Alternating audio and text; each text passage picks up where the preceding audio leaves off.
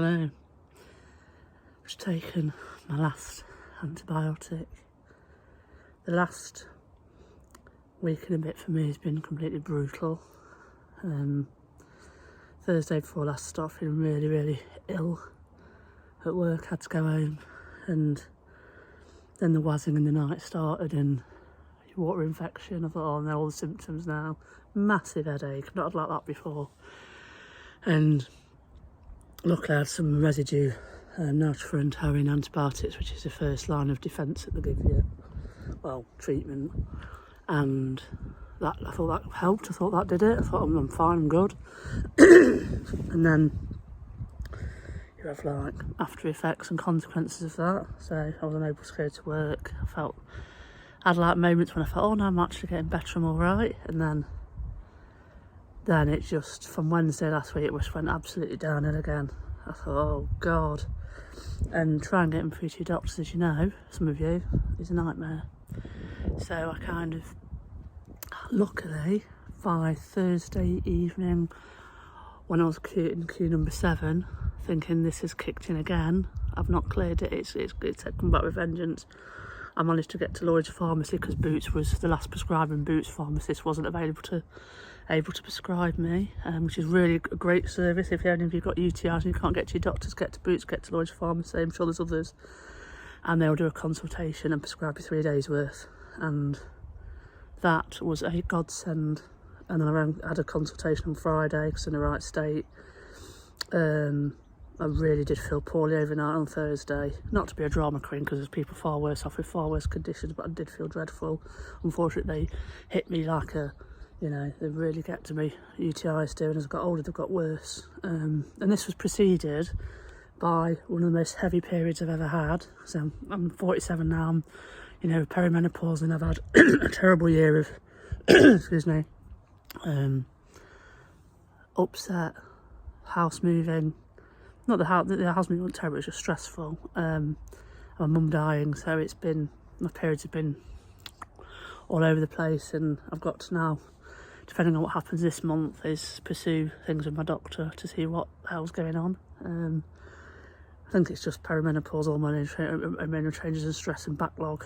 But, you know, you can never be too safe and careful with things like that. Down below. Sorry if you're going to get a bit goofy about this, but this is the fact of life. This is what we go through. So, and having spoken to colleagues and people about these sort of things, it's worth going and getting checked and getting some help if you need it. Look at the medical side, look at the holistic side of help. So, yeah, there's all that been going on, and I felt absolutely dreadful. Yesterday, we decided to come to Portsmouth and surprise Angie's mum. So we got up at the crack of dawn.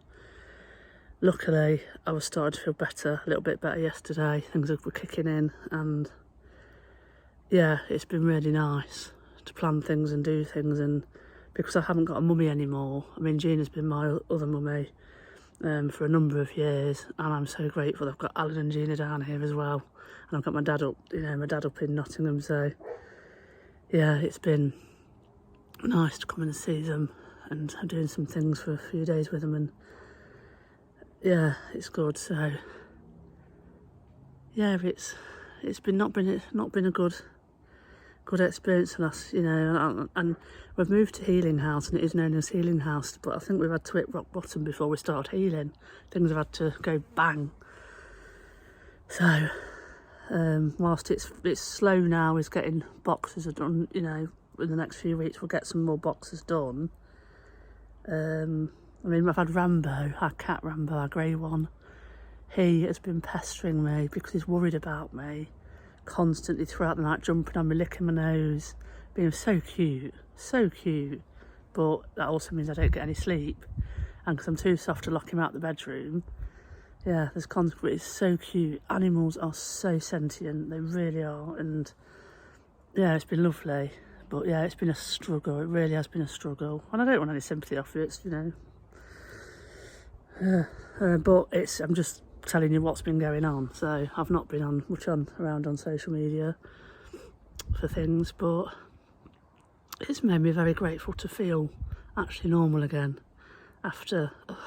But anyway, so we are very looking, we're loving our new house. We've not made any real videos. We've set the wine cellar one for you all. That was a brief one that we'd planned a while ago.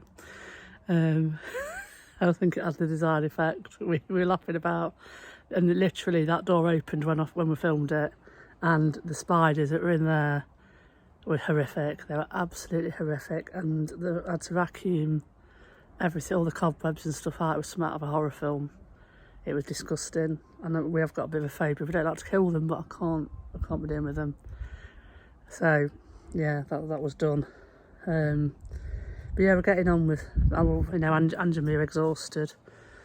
I'm exhausted after this illness, so it's just time to take stock and get better really, and recover properly, and set in an even better regime to try and prevent. But unfortunately, like the pharmacist said, if you're prone to UTIs and you get stressed, unfortunately, things can unfortunately take a turn for the worse. Never mind how clean you keep yourself and how much you try and, I'm prone to them, so, and I know a lot of you are at watch these sort of things, so they're horrible, and I don't wish them on anybody. They're horrible things when you get them, because they creep up on you. But anyway, enough about that. So yeah, things are getting settled. We are very grateful of our life, and yeah, it's just nice to have the sunshine. And I kind of decided now, after that heat wave of those 2 days of hell in this country, to not want to move to a hot country. I don't think I'd cope with it really. It's got a bit too much really. And then we've got a holiday coming up abroad, so that's going to be hot. But it's a different time when you're on a holiday, isn't it? It's not like having to work in it. And speaking of work is just another factor in my life what needs to change. And yes, there's plans and psychic readings I've had have pointed me in the right direction, and I am actively searching, and I need to manifest these things now getting settled, because if any of you work in the NHS or know about the NHS, it's very, very challenging. We've got this cost of living crisis going off, this energy crisis, and unfortunately it's going to do a lot of people in, kill a lot of people off because of greed, power seeking and greed, and that's what it comes down to. I want land, I want to destroy everything, I want the power, I want to make as much money as possible but not reinvest it. I mean, look at all the sewage pumping out into the sea because they've taken the profits and they've not reinvested it into the processing. And some of my shit that's come out of my bum is to blame for what's in your seas, and I don't wish that on anybody, ever. But yeah, it's a mess, and the press are making it worse. But the government, I mean, we don't vote Conservative, we're not Tory voters, never will be, never have been. And I'm not saying that any government could fix things brilliantly, but they are greedy people that have only got their own kind of needs and wants and their agenda. They're not there for you, but that's my opinion. Let's not have a political argument about it. So yeah, the world's a mess. The NHS is a mess. We've got, from where I work in the supply chain side of it, we have raw material problems because of lockdowns and pandemic things going off. So there's supply problems, and that creates extra stress, mega stress. It's just horrific. And I now question, do I want to remain in a job? Yeah, it's got a good pension. Yeah, it pays well. I've not had a good pay rise for 10, 12 years. I've been in the NHS, so it's not really, do I want to remain in that? Or do I want to go and do something that helps people, that's happy? And finding that and creating that is the next challenge. Because I can't carry on like I am. I can't wake up every morning with dread. But that's where I'm at. But yeah, we are doing things. We're moved now, we're in a brilliant home and making a new nest, and things are good. Things are a bit messy, boxes, but we will get there. I think within the next month or so we'll be completely done. Bit of decorating, bit of gardening. But yeah, so that's where I've been at, and I hope you're all doing okay. do your best to help yourselves and each other, and let's fingers crossed things are going to turn out all right.